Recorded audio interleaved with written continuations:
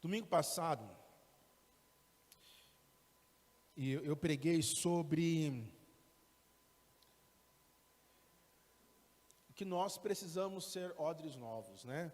Precisamos viver uma transformação, precisamos desejar que Deus transforme a nossa vida, que Deus mude a nossa vida, mude a nossa história, para que nós possamos receber o vinho novo que é a presença de Deus. Em outras palavras, nós só poderemos receber essa presença maravilhosa de Deus, ou reter essa presença maravilhosa de Deus, porque muitas vezes, meu irmão, minha irmã, eu costumo dizer, não é Deus, eu disse isso aqui, eu quis enfatizar, espero que os irmãos e as irmãs puderam entender isso. Eu quis enfatizar mesmo que o problema não está na presença de Deus. Nós cantamos aqui, dizendo, Senhor, nós queremos a Tua presença. Isso não é porque Deus não está liberando a presença para nós, né? Não é porque Deus fala assim, não vou estar com vocês hoje, não é isso. Nós cantamos porque nós queremos a presença de Deus, pelo fato de que nós necessitamos, nós que precisamos adentrar este lugar. Meu irmão, minha irmã, somos nós que precisamos do Senhor, não Deus que precisa da gente. Sei que isso é muito óbvio, mas às vezes eu tenho aprendido que o óbvio, às vezes é preciso ser dito, porque muitas vezes nós, através das nossas ações, e às vezes até por uma falta de entendimento, achamos que é Deus que não quer, ou Deus que não pode, é Deus que não está afim, Deus que não está disponível, é Deus que está ocupado, por isso que Ele não pode derramar a tua glória, da sua presença nas nossas vidas. Não é isso, meu irmão, minha irmã, somos nós que muitas vezes não conseguimos reter a presença de Deus em nossas vidas, porque Deus se faz presente nas nossas vidas, o tempo todo, meu irmão, minha irmã, em todo momento Deus se faz presente. E aí eu digo para você, somos nós que muitas vezes somos odres velhos, quando a presença de Deus vem, toda essa presença se perde, toda essa unção acaba se perdendo nas nossas vidas.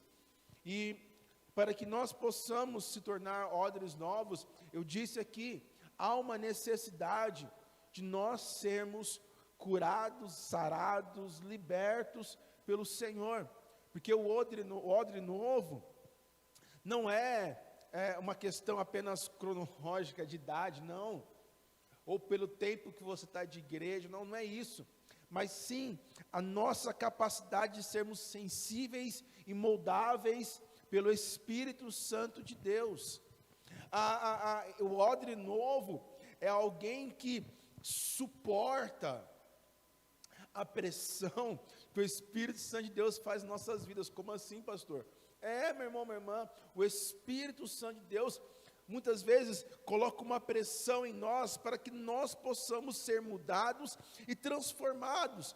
Eu não sei se já comentei aqui, mas com certeza você deve ter comentado aqui, quando no início do meu casamento, eu era, bem no início mesmo, eu era uma pessoa muito irredutível em algumas questões, não porque eu queria ser assim, porque eu fui criado assim, eu fui criado sozinho, eu fui me virando sozinho, e quando eu casei, entrei num casamento, eu quis continuar assim, mas não é assim que tem que ser. E o que mudou, o que me transformou, não foi a minha sabedoria, não foi um dia que eu falei assim, não, eu preciso mudar, não, quem me mudou foi o Espírito Santo de Deus. Eu me lembro de uma situação, num dia, meu irmão, minha irmã, nos primeiros dias do nosso casamento, eu digo nos primeiros dias porque,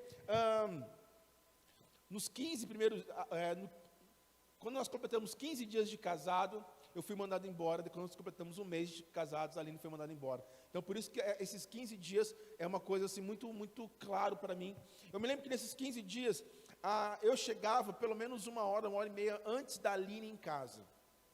Então eu chegava uma hora e meia, uma hora mais cedo que a Aline, chegava em casa, tirava o tênis, ligava a televisão e ficava no sofá. E às vezes eu orava, e um desses dias que eu fui orar, gente, pode parecer besteira para algumas, eu ouvi nitidamente o Espírito Santo de Deus falar comigo. E ele falou assim, cara, você acha certo você chegar uma hora mais cedo, uma hora mais cedo que a tua esposa, que também está trabalhando, e você ficar aí de braços cruzados e esperar ela fazer comidinha para você? Você acha certo isso? Não foi meu pai que me ensinou isso, não foi minha mãe, não foi minhas irmãs, porque meus pais faleceram quando eu era muito novo, não foram minhas irmãs que me ensinaram isso, não foi ninguém que me ensinou isso, não foi ninguém a super nani que foi lá em casa dizer isso para mim, não foi o Espírito Santo de Deus.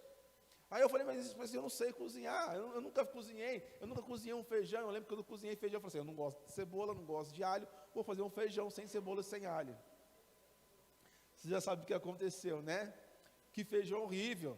Aí depois dessa experiência eu comecei a amar cebola, amar alho.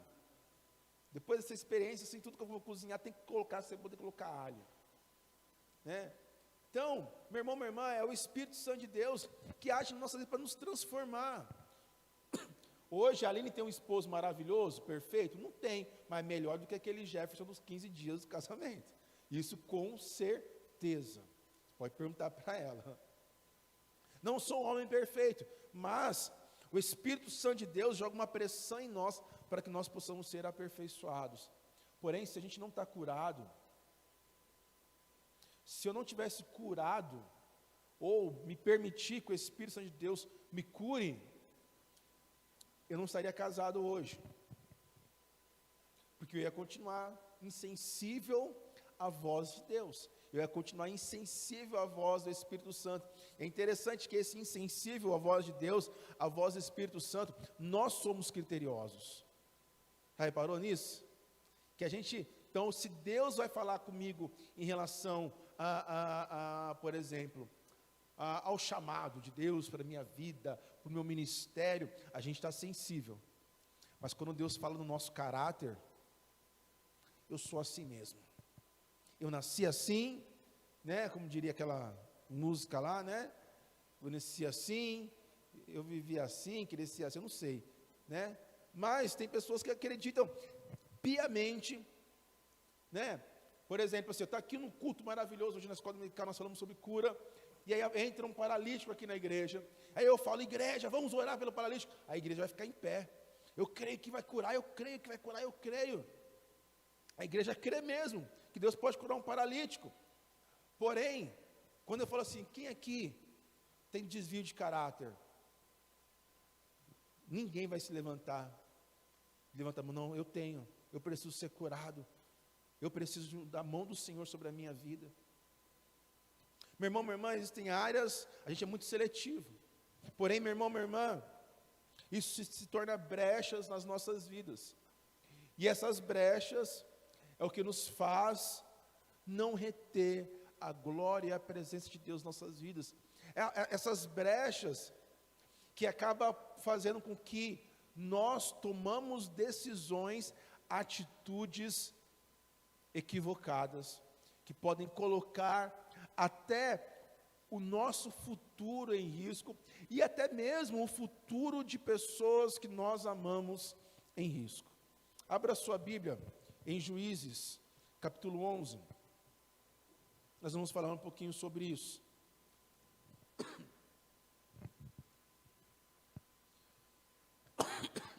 Perdão, igreja. Sobre um homem que colocou tudo a perder, sobre um homem que, por não estar plenamente curado, ele tomou uma decisão, ele fez uma escolha equivocada, que fez com que o seu futuro, a sua descendência morresse. Nós vamos ler Juízes capítulo 11, o versículo 30 ao 32. 11. Juízes 11, do capítulo 30 ao capítulo 30, versículo 30 ao versículo 32. Capítulo 11, do versículo 30 ao versículo 32. Amém? Jefté fez um voto ao Senhor dizendo: se de fato entregares os filhos de Amon nas minhas mãos, quem primeiro sair da porta da minha casa, se encontrar comigo quando eu voltar vitorioso sobre os filhos de Amon, esse será do Senhor, e eu oferecerei em holocausto. Assim Jefté foi em encontro aos filhos de Amon para lutar contra eles, e o Senhor os entregou nas mãos de Jefté. Só até aí. Querido, quando a gente olha para esse voto, e a gente continuando, a gente vai ver que a primeira pessoa que saiu da casa dele foi a sua filha. Quem aqui seria capaz de fazer um voto, pode chamar assim, um voto de tolo, um voto burro, como o de Jefté fez? Teria coragem, Paulo, de fazer um voto desse? De falar assim, Senhor, me dê vitória lá na minha empresa, a primeira pessoa que sair da porta da minha casa eu vou matar.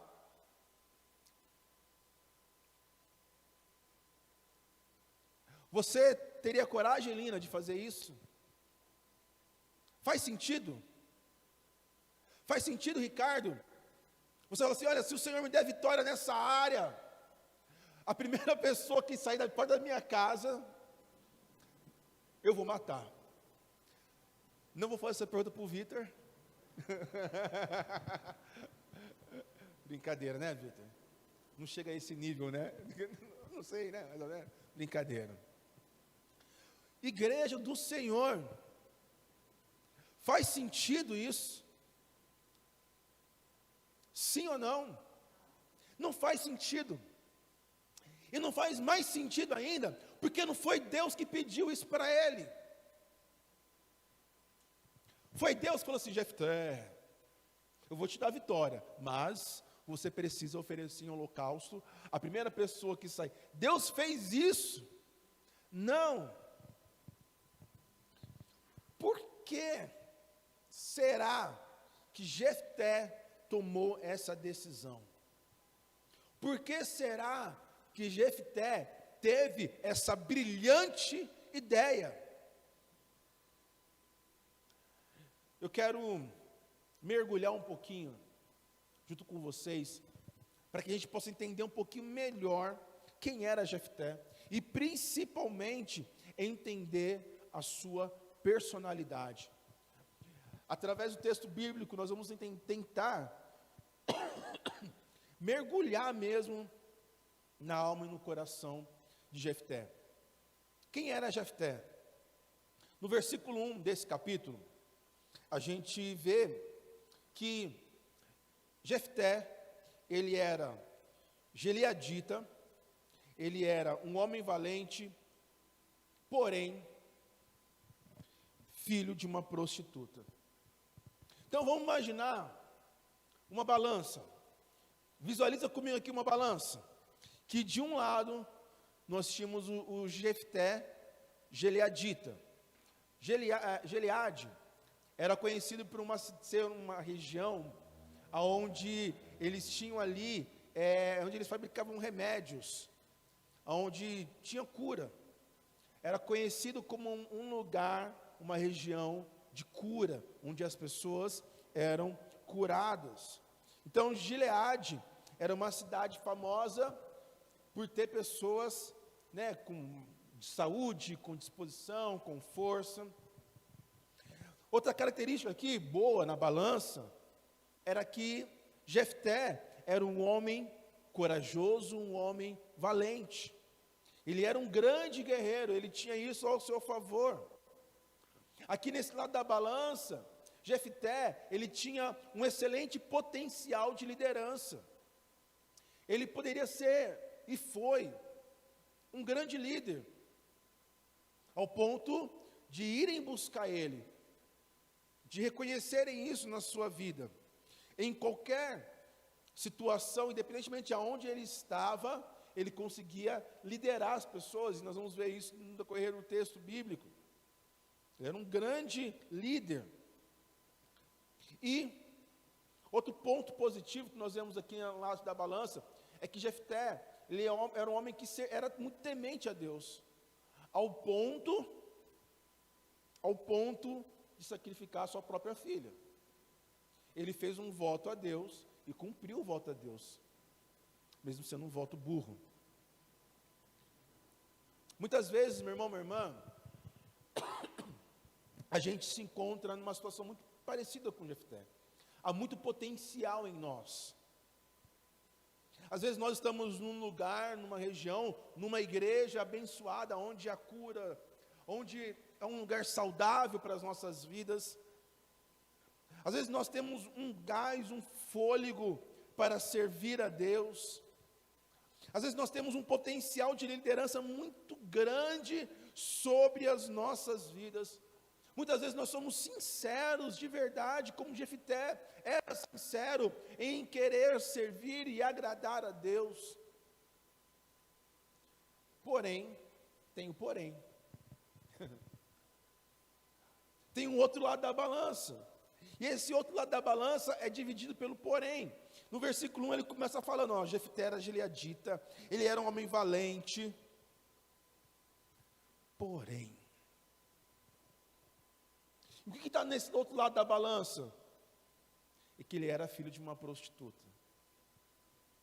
Ele tinha uma marca na sua vida que descompensou quem ele era. Jefté tinha uma marca na sua personalidade que marcou ele profundamente. Ele tinha um legado de vida que, por mais que ele estava num lugar bom, por mais que ele tinha talentos, qualidades, um coração sincero, porém ele estava debaixo de um legado de rejeição e imoralidade. E como isso descompensou a sua personalidade.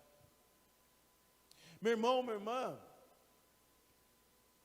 em outras palavras, Jefté, ele era um homem maldito, era um homem discriminado. Imagine Jefté passando na rua, olha lá o filho da prostituta. Pastor, não se deve falar isso, as pessoas não falavam isso. Isso nos nossos dias. Jefté, ele tinha essa marca sobre ele, que era um filho da prostituta. E por ser um filho da prostituta, ele representava a vergonha do seu pai. Ele era a vergonha da sua família. Ele era a vergonha literalmente encarnada do seu pai. Toda vez que o pai dele olhava para Jefté, Gileade olhava para Jefté, todo mundo sabia. Ele olhava assim, olha, eu errei. Foi quando eu saí com uma prostituta e está aí. O fruto do erro. Ele era o filho do adultério. Ele era o filho errado, que não era para ter nascido. O diabo, sabendo desse cenário, é aí que ele ataca. E ele ataca numa área, meu irmão, minha irmã, muito assim sensível na vida de qualquer um de nós, que é a rejeição. Ninguém aqui quer ser rejeitado. Nenhum de nós aqui quer ser rejeitado. É por isso que quando eu já acompanhei muitos casos assim, meu irmão, minha irmã, de pessoas adultas que não conheceu o pai ou a mãe, ou não conheceu nem pai nem mãe, quer saber quem é, muitas das vezes, pela essa raiz da rejeição. Por que que meu pai me rejeitou? por que que minha mãe me rejeitou? Às vezes a pessoa não quer ter um relacionamento com o pai, às vezes a pessoa não quer ter um relacionamento com a mãe, porque talvez a pessoa, ela já tem um bom relacionamento onde ela está, seja com pais adotivos, ou seja apenas com a mãe, ou só com o pai, ou com a avó, com o tio que cuida. Mas o Satanás, ele vai jogando setas, fazendo com que essa pessoa se sinta rejeitada por alguém que deveria amá-lo, protegê-lo. E a rejeição é colocada no coração de Jefté de tal forma, tão profundo na alma das pessoas, e inclusive na alma de Jefté, que acaba produzindo a orfandade e a esterilidade. Vivemos na nossa sociedade atual, meu irmão, minha irmã, aquilo que muitos pastores, muitos teólogos chamam de espírito da orfandade. Pessoas que têm a sua identidade, crescem com a sua identidade manchada ou obscura, a pessoa não se reconhece. É aquela velha história, eu preciso saber da onde eu vim para saber para onde eu vou. Se eu não tenho essa resposta da onde eu vim, o meu futuro está prometido. Meu irmão, minha irmã, esse espírito de orfandade tem pairado, tem sido uma maldição que tem assolado muitas das nossas famílias. Tem sido uma maldição aonde que por muitas vezes ou gera, como eu disse, uma esterilidade. Nunca se ouve nos nossos tempos esse problema de mulheres que não podem ter filhos. Nunca foi tão comum isso. Praticamente, eu conheço quase em todas as famílias. Investiga um pouquinho na sua mente, talvez tenha alguém na sua casa, na sua família, que precisou fazer um tipo de tratamento para poder engravidar. Se não acontece isso, meu irmão, minha irmã, sabe o que tem acontecido também?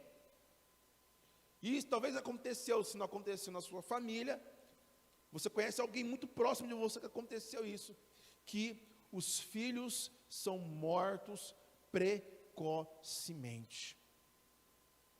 Assim como aconteceu com Jefté. Eu tenho um caso na minha família. Eu tenho um primo que morreu precocemente. Hoje é muito comum, não deveria ser, muito comum, mães enterrando seus filhos. É muito comum, pais enterrando seus filhos. Isso é muito comum e não deveria ser, meu irmão, minha irmã. Quando a gente assiste o Datena, né, a gente vê que isso é comum. O que mais a gente vê lá são mães chorando pelos seus filhos.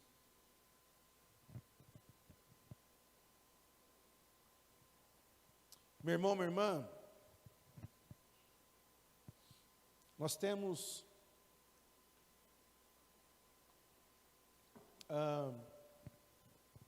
precisamos entender, nós precisamos ter ciência daquilo que nós estamos vivendo.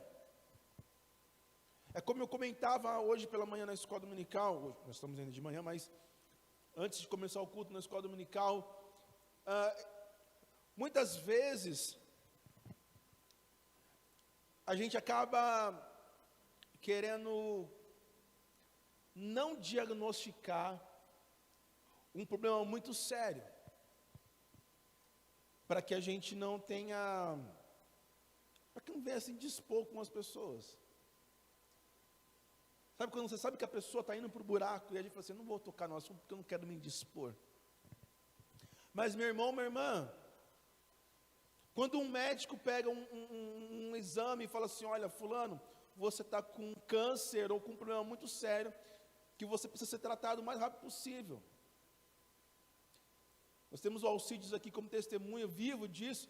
Imagine se o médico fala assim: tadinho do Alcides, não vou contar isso para ele não. Não vou contar para ele não que ele está com câncer, tadinho.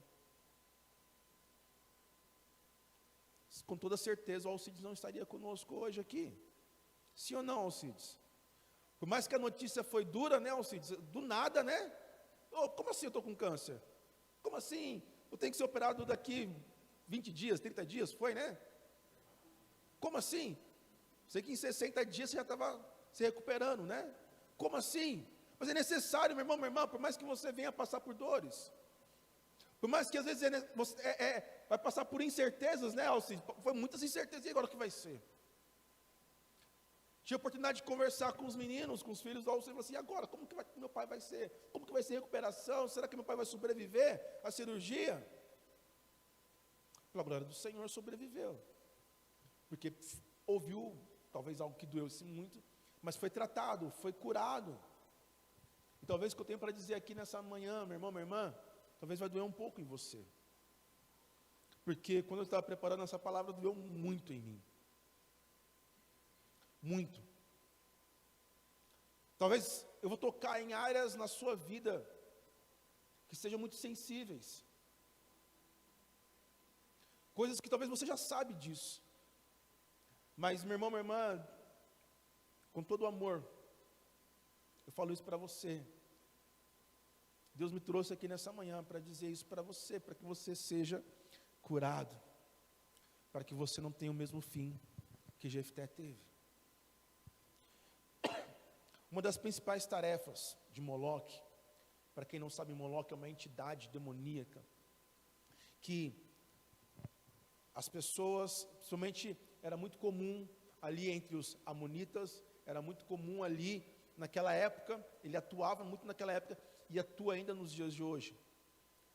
Nos dias de hoje, Moloque ainda atua, aonde ele recebia como sacrifício a vida de crianças, a vida dos filhos, onde os pais sacrificavam os filhos a Moloque. E uma das tarefas de Moloque é separar drasticamente pais e filhos.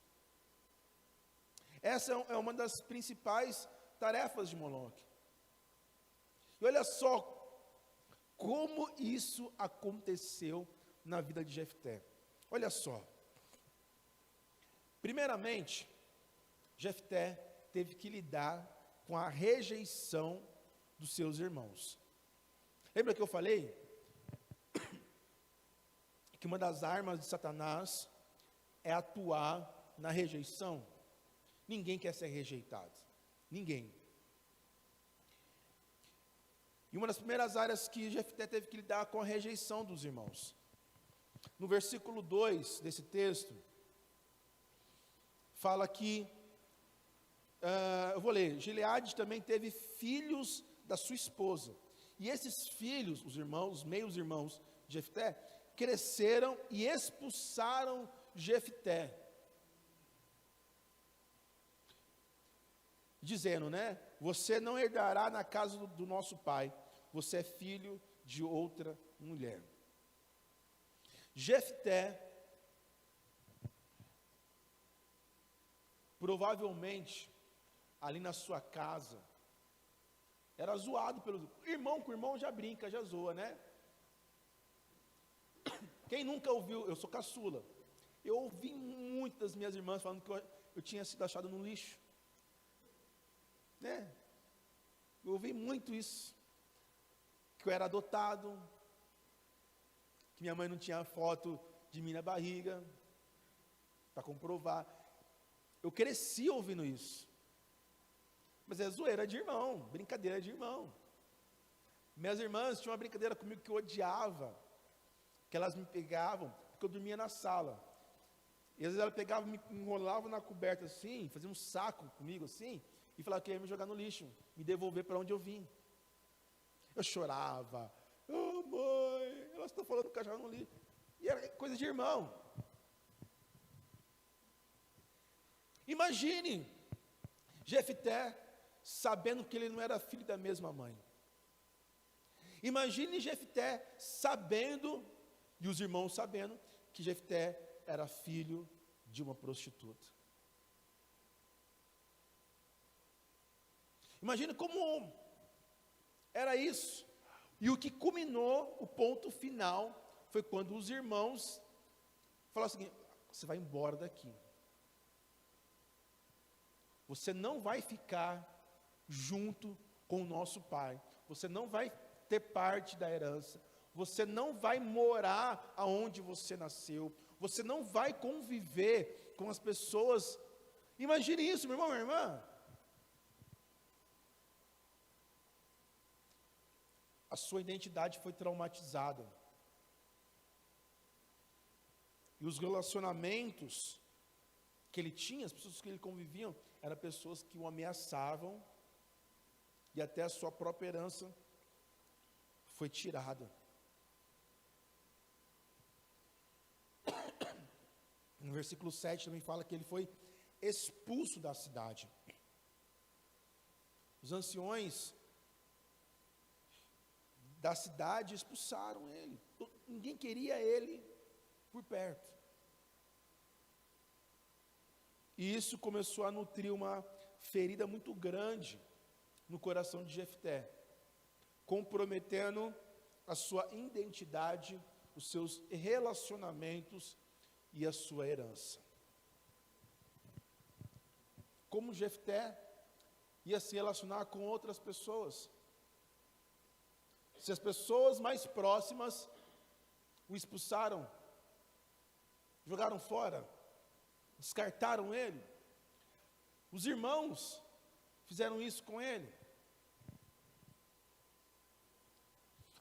Outro problema que aconteceu com Jefté, acerca da rejeição, ele teve que lidar com a indiferença do pai. Eu costumo dizer, meu irmão, minha irmã, que o contrário do amor não é o ódio, é a indiferença. O contrário do amor, na minha concepção, não é o ódio, é a indiferença. E eu costumo dizer também que o pior sentimento que eu possa dar por alguém é a minha indiferença. Porque quando alguém se torna indiferente, eu sou indiferente com alguém, esse alguém significa nada, que ele não existe para mim. Quando eu tenho um ódio por alguém, eu tenho um ódio por alguém que existe na minha vida. E provavelmente o ódio, ele é motivado por um sentimento positivo. Como assim, pastor? Um ódio motivado pelo sentimento positivo? Eu só tenho ódio, eu só me decepciono, eu só tenho raiva de alguém que eu tinha uma grande estima. É a mesma coisa, entrar um desconhecido aqui do nada, fala assim: eu não te amo mais, você não é mais o amor da minha vida. Você vai olhar para a pessoa assim, tipo, e daí? Eu não te conheço, você não significa nada para mim. Isso é indiferença. Mas quando alguém que você ama chega e fala isso para você, não dói? A indiferença do pai aqui é revelada porque diante de tudo que Jefté passou, o pai não fez nada. O pai não foi defender Jefté. O pai não falou assim: não, ei, meu filho, vocês vão mandar embora não. Oxe, ele é irmão de você, é meu irmão, mas é meu filho. Interessante, por exemplo, você precisa entender, para ilustrar um pouquinho essa perspectiva.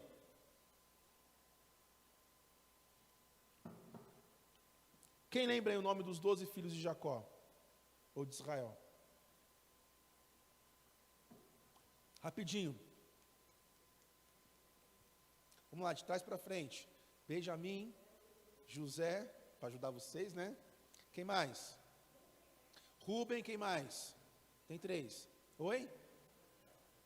Jefferson, não? Oi? Jeter, não. Oi? Judá, Gate, Naftali, quem mais? Manassés. Manassés não, Manassés é filho de José. Manassés e Efraim são filhos de José. Resumindo, quantas mulheres Jacó teve? 2, teoricamente. Lia e Raquel. Mas quantas mães, né? Quantas mães de filhos de Jacó, né? Não sei se vocês entenderam a minha pergunta, né? Quantas mulheres Jacó engravidou? 4. Quando os irmãos de José, pega a história de José, ali todo mundo é irmão. Sim ou não? Todo mundo é irmão. A gente considera todo mundo da mesma família. Só para ilustrar para vocês. Não aconteceu isso com Jefté. Por quê? Porque o pai foi extremamente omisso. Não dizendo que Jacó também não teve suas omissões. Na minha humilde opinião, o que aconteceu com José também foi culpa de Jacó. Em outro momento a gente prega sobre isso. O grande problema de Jefté não era lidar com seus irmãos. Mas o grande problema de Jefté era ser rejeitado pelo seu pai. Lembra quando eu falei da minha experiência, minhas irmãs brincavam comigo e tal? Quando minhas irmãs brincavam comigo, minha mãe falava assim, olha, para com isso. Elas estão falando isso porque você é meu predileto. Isso me acalmava. Quando meu pai, eu ia chorar para meu pai, pai, meus irmãos falando isso. Meu pai, vem cá, menino, olha para mim, você é o filho que eu sempre sonhei, sempre que eu desejei. Então aquilo que minhas irmãs falavam, nunca entrava no meu coração, mas o que entrava no meu coração era aquilo que meu pai e a minha mãe falavam ao meu respeito. Jefté não tinha esse acolhimento, e isso marcou, essa rejeição marcou. Outra coisa que marcou, outro tipo de rejeição, outro tipo de ferida, que marcou a alma de Jefté, ele tinha vergonha da sua mãe. A mãe dele era uma prostituta, uma mulher que era discriminada na sociedade. Imagine a mulher ser prostituta em uma cidade pequena. Naquela época, todo mundo conhecia, todo mundo sabia quem era quem. E aqui no caso, não só apenas pela prostituição em si, pelo fato de ter ganhado dinheiro, não é isso, não quero entrar nesse aspecto. Mas imagine a cabeça de uma criança, de um menino, vendo a mãe trabalhando. Eu tive três alunos, que eu tinha 3 alunos, mas eles tinham mais 2 irmãos, então eram 5 irmãos, cada um de um pai, literalmente. O mais velho era o que acabava cuidando dos menores. Ele, todo revoltado. E uma vez ele me contava dos namorados que a mãe tinha. E um detalhe, aquela mulher de 5 filhos, quando eu conheci, na época tinha minha idade, uns 25 anos, com 5 filhos, cada um de um pai. O problema não é ter 5 filhos não, né, dona Lídia? O problema não é esse não, porque com 25 anos já tinham 5 já, né? 29, né? 29. O problema não é isso não. O problema ali é que cada um com um pai. E o menino morava todo mundo num barraco, que era um cômodo dividido por guarda-roupa, dividido por geladeira. A mãe recebia homens em casa, e os filhos deitaram no chão, os filhos deitaram na beliche em cima, e aquele menino é todo revoltado.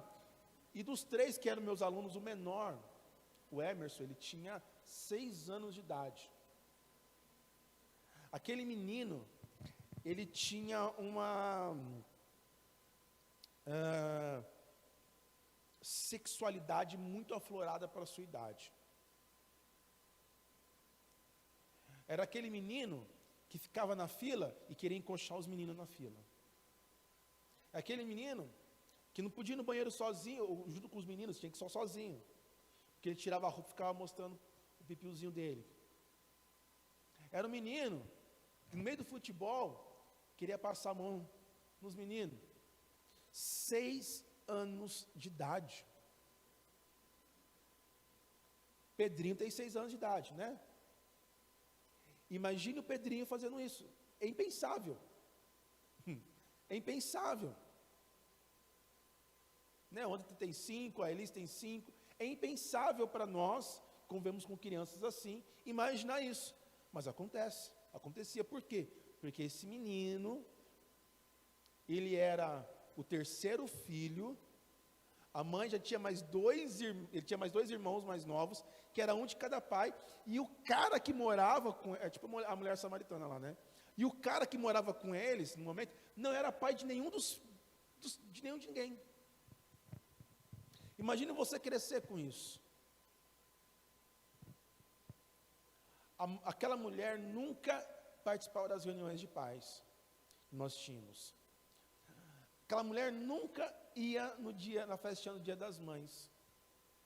A gente fazia um churrasco, confraternização. Aquela mãe nunca ia. Sabe por que aquela mãe nunca ia? Não é porque ela era ocupada, é porque as crianças, quando chegava o aviso, escondia para a mãe não ir, porque eles tinham vergonha da mãe.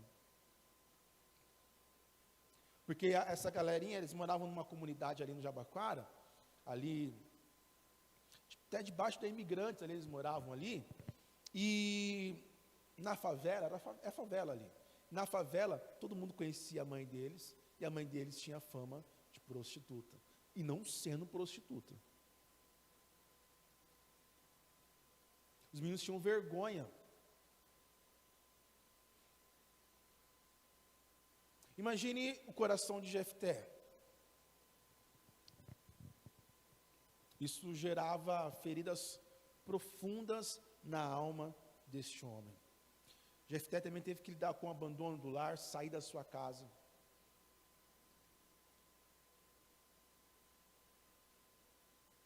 Para mim, foi muito difícil quando fui morar sozinho. Mas eu fui morar sozinho por uma questão natural da vida. Meus pais faleceram, minhas irmãs casaram, eu não ia morar com as minhas irmãs. Aí eu tive que morar sozinho. Tanto que eu morei pouco tempo sozinho, depois já me casei. Imagine você ser expulso de casa.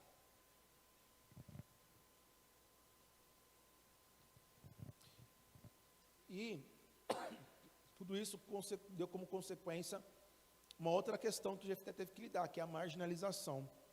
No versículo 3 fala que ele foi morar na terra de Tobi, ou Tobi, não sei. E ali o texto fala que alguns homens sem valor foram ali e se ajuntaram com ele. Pessoas que não... sem valor, vocês estão entendendo, marginalizados.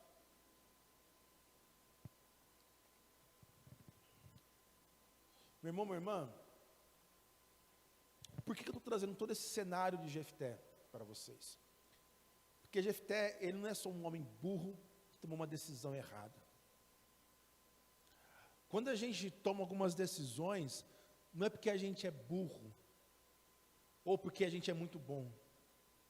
É porque o nosso histórico de vida faz com que a gente tome as decisões que a gente toma.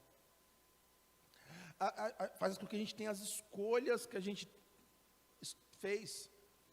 É a nossa bagagem de vida, as feridas e também as coisas boas que nos levam nos caminhos que nós vamos trilhando. Por isso que nós precisamos levar isso com muita seriedade. Deixa eu tocar num ponto muito importante. Jefté tinha sobre a sua vida uma maldição que precisava ser quebrada. Que maldição é essa, pastor? A maldição de ser um filho bastardo. Como assim, pastor? O que isso implica de verdade? Deixa eu falar com vocês, abrir um parênteses, sobre aliança espiritual. Eu vou falar agora, tudo que eu vou falar aqui agora é sobre coisas espirituais. Amém? Preste muita atenção, meu irmão, minha irmã. Preste muita atenção. De certa forma, tudo que eu disse até agora era pretexto para mim poder chegar nesse ponto. Quando a gente tem uma aliança com alguém, essa aliança, estar nessa aliança, quando nós estamos aliançados com Deus, essa minha aliança com Deus me deixa protegido, me dá garantias, me dá uma cobertura. Porém, quando eu não estou nesta aliança, isso significa que eu estou à mercê, desprotegido. E estar à mercê, desprotegido, isso significa que qualquer coisa pode acontecer comigo. Mas se eu estou aliançado com Deus, eu tenho a bênção de Deus sobre a minha vida. Tanto que quando a gente pega aquele texto, eu já falei sobre isso aqui, entre escolher bênção e maldição, se eu escolho a bênção de Deus, lá no texto, lá em Deuteronômio, começa a vir um monte de coisa que acontece se eu escolher a bênção. Porém, se eu não escolher a bênção, automaticamente estou escolhendo a maldição. E aparece um monte de coisas que vai acontecer na minha vida. E tudo isso é consequência. Uma coisa é você estar debaixo do cuidado de Deus, outra coisa é você estar à mercê. E deixa eu falar um pouquinho sobre aliança espiritual. Uma aliança espiritual, ela é inaugurada através de derramamento de sangue. E para falar de aliança, a gente precisa falar de altar. Quando no Antigo Testamento o altar era preparado, era para que ali pudesse ter derramamento de sangue. Lembra da história de Abraão sacrificar Isaac? Ele preparou um altar, ali ele iria sacrificar, o sangue de Isaac ia ser derramado ali. Mas não foi o sangue de Isaac que foi derramado ali, foi o sangue de um cordeiro. Então, toda aliança espiritual, ela tem a sua validade através do derramamento de sangue. E a aliança é muito mais do que uma sociedade. A sociedade não implica esse comprometimento profundo. Porque quando você coloca o sangue, você está dizendo, principalmente naquela época, há um pacto, é algo muito mais profundo do que um acordo. É algo muito mais profundo. No Antigo Testamento, as alianças eram sacramentadas a nossa aliança com Deus era sacramentada pelo sangue da circuncisão. No Antigo Testamento era assim. Ou, depois, pelo sangue de animal. E no Novo Testamento, o sangue derramado foi o sangue de Jesus. O sangue do Filho de Deus. Sempre haverá sangue. O sangue é aquilo que liga o mundo físico do mundo espiritual, do temporário para o eterno. É através do sangue de Jesus é que nós temos a eternidade. É através do sangue de Jesus que nós temos uma nova vida, e não uma nova vida carnal, mas uma nova vida espiritual. É através do sangue de Jesus que se restabeleceu o nosso relacionamento com Deus, através de um sangue. E meu irmão, minha irmã, Satanás também sabe disso. Satanás, o diabo, também sabe o poder que tem uma aliança de sangue. É por isso que nos dias de hoje, e na verdade desde sempre, houve muitos homicídios, morte. Por isso que há muitas relações sexuais ilícitas, fora do casamento. Depois eu vou falar um pouquinho sobre isso. Quantos rituais que vocês sabem de feitiçaria, de macumba, essas coisas que faz sangue, coisas do ocultismo, que vai sangue, o aborto, que é derramamento de sangue, tudo isso, meu irmão, minha irmã, são pactos, são alianças que são feitas com o diabo. Ah não, pastor, não, claro que é.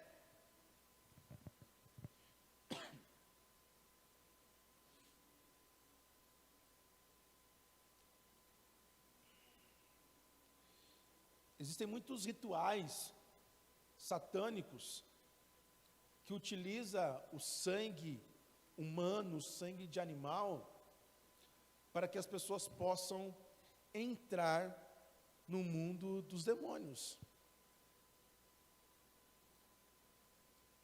Dá um Google aí que vocês vão ver isso aí, gente.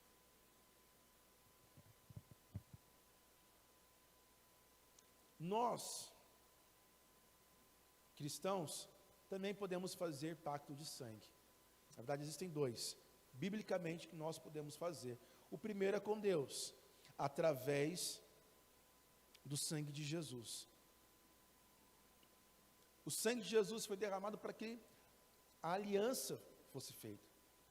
No ritual da nossa igreja, no momento da ceia, e no texto bíblico fala, toma esse sangue, que é o quê? A nova aliança. Então, quando nós participamos da ceia, por isso que nós não podemos negligenciar a ceia do Senhor, por isso que não está tudo bem faltar num culto de ceia, não é tudo bem. Ah, não é mais um culto, não, é a renovação de um pacto, de uma aliança que eu estou fazendo com Deus. Então, quando nós trazemos esse memorial, nós estamos renovando a aliança que Jesus fez conosco. Então, e essa possibilidade do sangue de Jesus foi aberta para todo mundo, para todos nós. E também outro tipo de pacto de aliança que é feito por nós cristãos, biblicamente, que é com o nosso cônjuge. O casamento. O casamento, biblicamente falando, é uma aliança de sangue. É um pacto de sangue.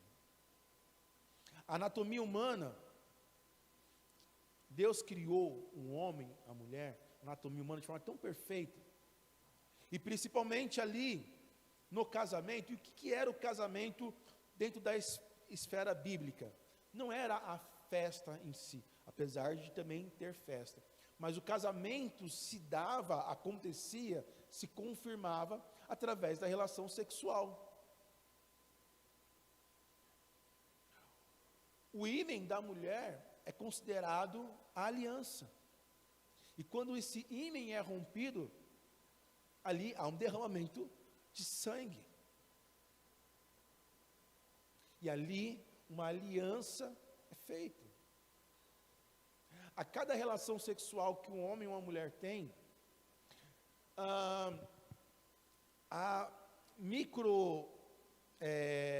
fugiu a palavra, como se fosse microdilatações, e são sangues, muitas vezes é imperceptível à vista humana, mas há uma troca de sangue, tanto que todas as doenças sanguíneas são consideradas doenças sexualmente transmissíveis. Então, quando há uma relação sexual, microcorpos sanguíneos, vasos sanguíneos são rompidos ali.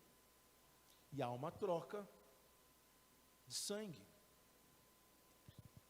Por isso que, na esfera espiritual, quando alguém tem uma relação fora do casamento, ela está fazendo um pacto com a outra pessoa e com o diabo. Nossa, pastor, isso é pesado? É muito pesado. Isso é muito sério, igreja. A relação sexual, ela foi criada por Deus para o casamento, para a relação da família. Interessante que uma família não pode acontecer se não houver derramamento de sangue. Uma nova vida não pode nascer se não houver derramamento de sangue. Como assim, pastor? Vai matar alguém para uma outra vida nascer? Não, gente. Quando a mulher vai para o hospital ter um filho, eu vi lá tendo um filho, parto normal e parto cesárea. Ambas, as duas cirurgias, tem sangue ali no negócio. Olha, e quem criou isso? Quem criou essa forma de nascer? Quem foi? Quem? Deus. Se Deus estabeleceu assim, meu irmão, minha irmã, que assim tem que ser.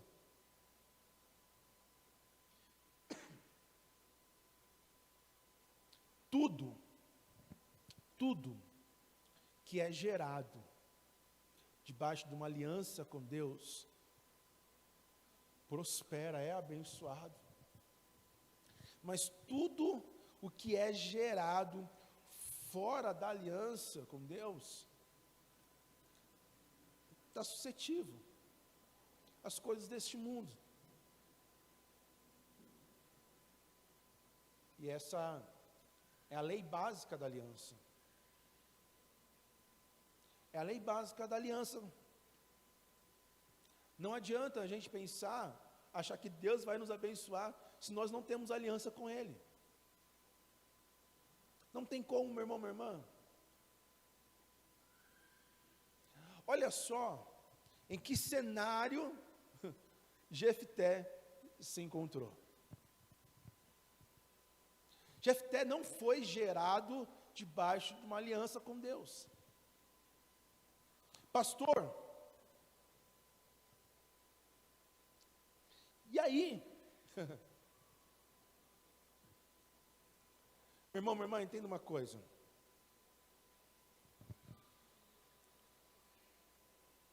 Jefté, ele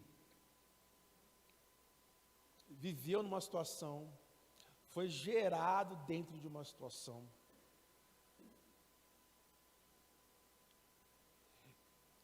O fim dele, tudo aconteceu por causa que, por mais que ele nascesse numa cidade chamada Gileade, uma cidade onde era conhecido por sua cura, ele não foi curado. Ele não foi curado. Apesar de Gileade ter tido a oportunidade, depois fica para você, meu irmão, minha irmã, a lição de ler todo esse capítulo 11.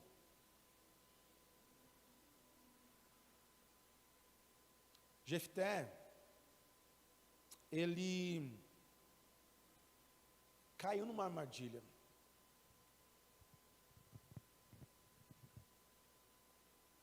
Muitas vezes nós caímos em armadilhas apenas porque a gente não foi curado por Deus. Como assim, pastor? O texto que eu li, que mostra Até falei que ele fez aquele voto bobo, tolo. É porque ele estava num ciclo vicioso de destruição, aonde, por nascer dentro de um cenário, ele viveu muitas dores, muitas mágoas, muitas feridas. Jefté, ele foi levantado líder e utilizou isso como vingança. E a vingança é fruto de um coração que não está sarado, que não está curado. Jefté, ele estava num ciclo de destruição. Jefté fazia parte de um ciclo de enganação.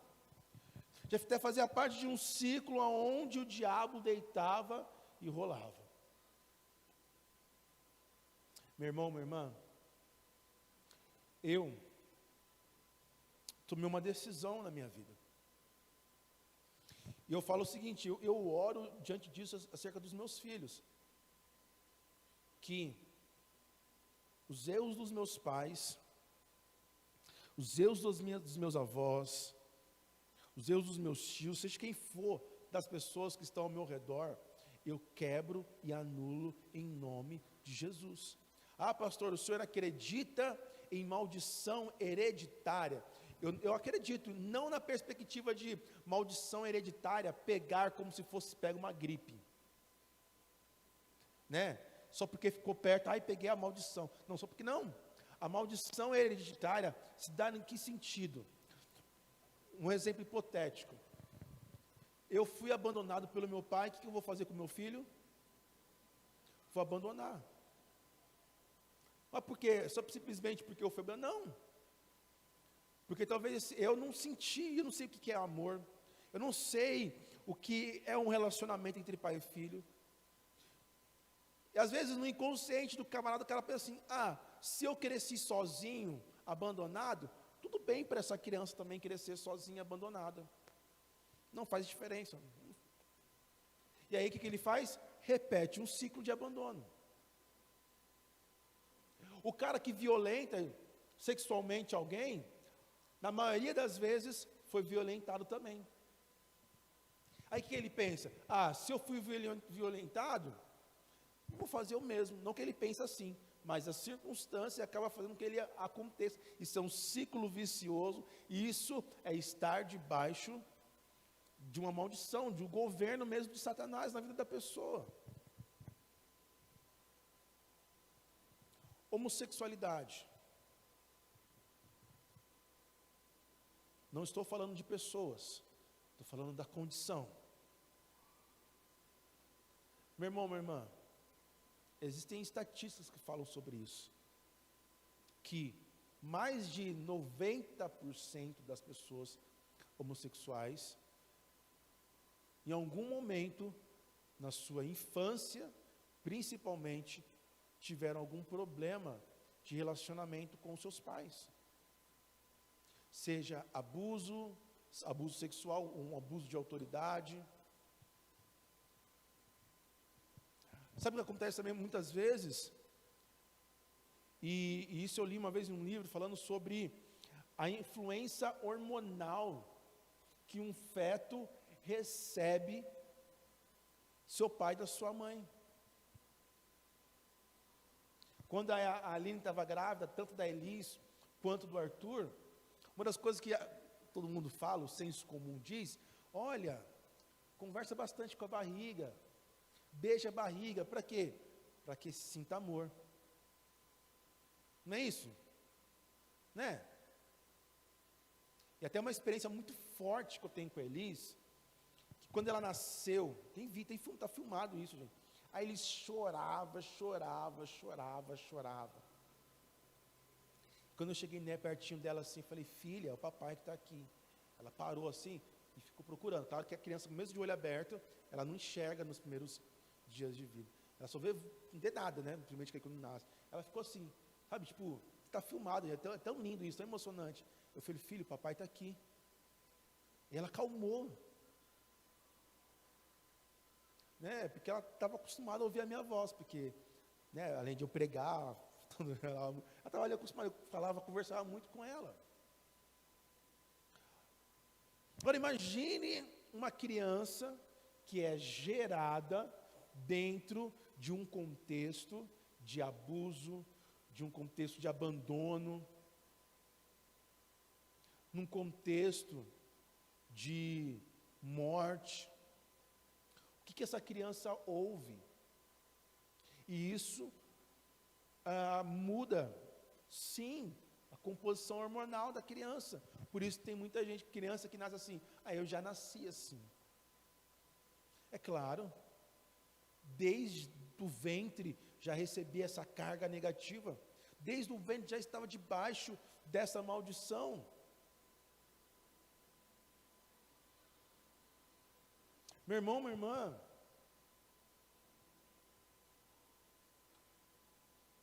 havia uma ferida no coração de Jefté. Havia uma brecha na vida do Jefté, que não foi curada, que infelizmente fez com que ele matasse a sua filha. Meu irmão, minha irmã,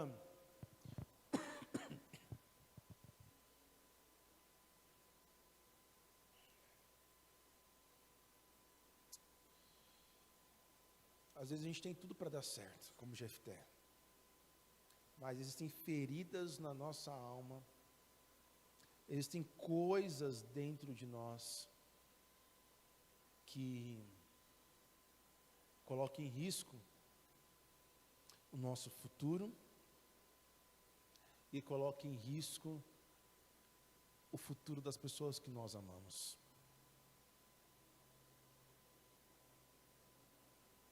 Meu irmão, minha irmã, a boa notícia que nós temos é o Senhor Jesus,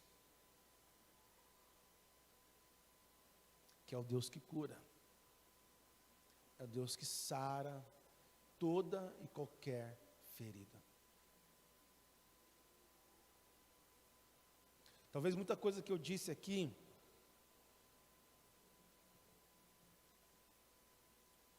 tem a ver com a sua história, com a sua vida. Talvez você sofreu abandono, talvez você sofreu algum tipo de abuso, talvez você foi o abusador, talvez você rejeitou alguém,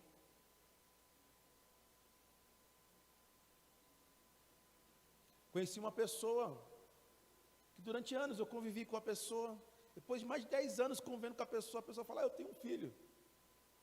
Como assim? Mas seu filho não é fulano, ciclano? Não.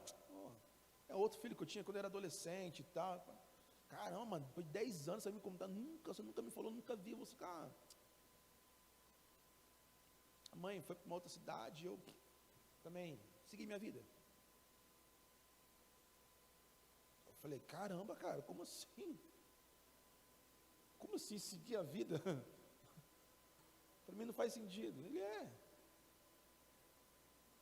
tem outros filhos aqui e tal. Eu falei, não, amigão, tá certo isso não, cara.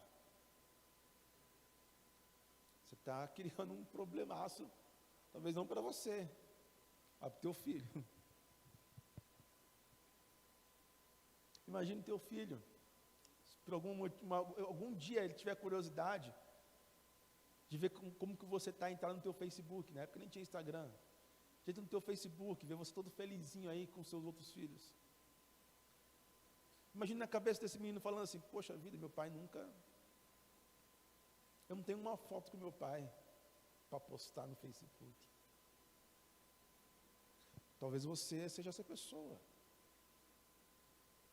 que rejeitou, abandonou alguém. Independentemente de qual seja o cenário, meu irmão, minha irmã, Jesus está aqui neste lugar. Ele pagou um alto preço. Jesus pagou um alto preço, meu irmão, minha irmã, para que nós possamos estar curados. A cura está diante de mim e de você. A cura, meu irmão, minha irmã, daquilo que fizeram com você, ou daquilo que você fez para com alguém, está diante de cada um de nós. Meu irmão, minha irmã, a gente só não é curado se a gente não quiser. A gente só não é curado, meu irmão, minha irmã, se a gente não quiser. Porque Jesus já pagou o preço, está pago. Todo esse peso que muitas vezes nós vamos carregando durante toda a nossa história, toda essa dor, toda essa ferida aberta que nós vamos carregando, Jesus, Ele já sofreu na cruz do Calvário, para que eu e você não precisássemos mais viver dessa forma. Por isso, meu irmão, minha irmã, nesta manhã, eu quero convidar você a se abrir para viver a cura do teu coração e da sua alma. Por isso, meu irmão, minha irmã, nesta manhã, eu não sei qual é o ciclo de maldição que o diabo tem colocado você, mas em nome de Jesus, meu irmão, minha irmã, rejeite isso, não aceite. Deus não te criou para isso. Meu irmão, minha irmã, em nome de Jesus, rejeita mesmo todo ciclo, toda maldição, tudo aquilo que não provém de Deus sobre a sua vida. Mas para que isso aconteça, meu irmão, minha irmã, se abra para que Deus venha te curar. Se arrependa. Se você fez algum mal a alguém, se você causou mal a alguém, criou uma ferida no coração de alguém, se arrependa, peça perdão.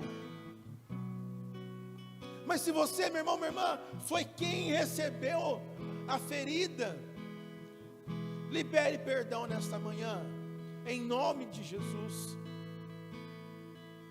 Não permita, meu irmão, minha irmã, em nome de Jesus, que o seu fim seja como o fim de Jefté, mas que o nosso fim seja outro, seja um fim glorioso, não um fim trágico. Em nome de Jesus. Eu vou te dar um tempo, meu irmão, minha irmã, para você orar, para você se colocar diante do Senhor. É você e Deus. Como eu tenho sempre dito, não sou eu que vou apontar no teu coração as coisas que você precisa acertar com Deus, ou que você precisa perdoar. Não sou eu, meu irmão, minha irmã, você sabe. Talvez você fale assim: não, pastor, isso aqui já está tudo certo dentro de mim. Às vezes não. Às vezes é necessário dizer: me perdoe. Às vezes é necessário dizer: por favor, Senhor, me perdoe. Às vezes é necessário dizer para alguém: por favor, fulano, me perdoe por ter agido assim com você, por criar essa ferida. É necessário, a Bíblia diz isso, eu falei isso domingo passado e repito hoje: confessai o pecado uns aos outros para que sejam curados. Meu irmão, minha irmã, Deus, Ele quer transformar a nossa vida, mas nós precisamos querer.